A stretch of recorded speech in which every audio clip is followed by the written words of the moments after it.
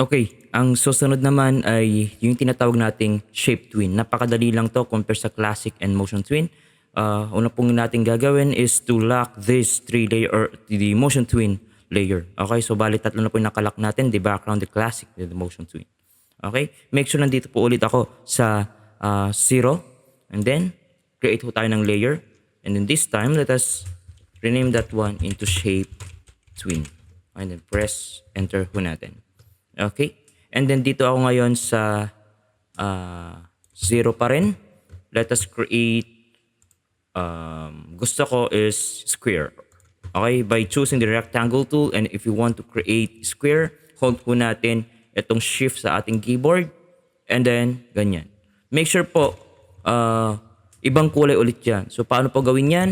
Okay? Bago ka mag-create ng rectangle, okay? You can select a new color. Okay, this time, meron ako napili kanina. Pero anong gagawin ho natin? Like for example, nakapag-create ka ng square. Okay, and if you want to change that color, I repeat po, if nakapag-create ka na po ng shape, and if you want to change the color, okay, palitan ho muna natin itong command ho natin into selection tool. Ayan, or the V tool. Okay, and then, so makikita ho natin dito, kapag pipiliin na natin yan, may cross po yan. Ibig pong sabihin, we can select that one. So, ibig sabihin, sasabihin mo ngayon kay animate, yung kulay na yan is you want to change that one. Okay, so from this one, okay, pwede mo siyang palitan into the color that you want. Okay, so okay na po sa akin yan, or ayoko po pala. Ayan, okay na yan sa akin. Okay, okay, nawala. Okay. Wait lang. Okay, okay na to. Ayan. So, dito ko siya ilalagay kasi nga bumaba DJ square, dapat nga madalapos DJ. Okay? And then after that, let us delete all the frames po by holding your left click mouse into this one. Tikabatog na. Isot kayat ko. Pero dakinyayo no anat kayat yo. How to delete? How to delete po yung keyframes po natin by pressing shift and then F5 dito po sa ating keyboard. Ayan. Na-delete na po lahat yan. Okay. And then, ito po, sa after po ng last frame ng ating square, i-right click ko po yan. Right click and then, ang gusto ko po is insert blank keyframe. Okay, I repeat, insert blank keyframe and I want to create a new shape po rito. So kapag sinabi nating shape twin, mag-change po yung may transition po yung shape ho natin. Mag-iba halimbawa from square magiging circle, from circle magiging pentagon, from pentagon magiging rectangle ulit. Something like that. May transition po tayo doon. Okay, so square po kanina and I want the new shape. I want the shape into oval.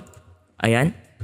Pero ang tanong, saan na po yung location or saan po naka-align dito yung ating square kanina para straight pa rin. Ang gagawin lang ho natin, okay, gusto ko is change muna ng kulay. Gusto ko is this one. Ayan, this one. Okay, create ako ng circle. It doesn't matter the size ulit. Naka-hold po ako sa shift. Okay? So, gawin ho natin, na makita batog, ayan, makita tayo ang nagbatog data. So, gagawin ho natin is, by selecting the selection tool, okay, move tayo ulit. Tinantay no mayatin. Okay, I think okay na yan. No? Gagawin ho natin dyan is, let us create or let us select the shape twin. Nakaselect na po yung dalawa dyan. Right-click ho natin and then create shape twin. Okay? So, if we want to play that one, okay, from square, whoop, magiging circle na po siya kapag nandito na po sa frame na yan. So, si animate na po ang bahala dyan. Okay, so, same process po tayo. Dito ako sa 40 seconds. Right-click, insert blank keyframe. Okay, and then, create po ako ng panibagong shape. Okay, bawa, ayan po yan. Another color ho tayo. Gusto ko yung kulay yellow. Ayan, kulay yellow. Okay. hindi po ako naka-hold sa shift. Gusto ko ganyan. Okay, hanapin ko lang po if ayan. Gets mo natin? Ayan. So kapag nandito na po sa frame na yan, okay, mag-iba yung shape. Ito, lagay ko ulit dito. Right click, insert blank keyframe. Okay? Insert blank keyframe.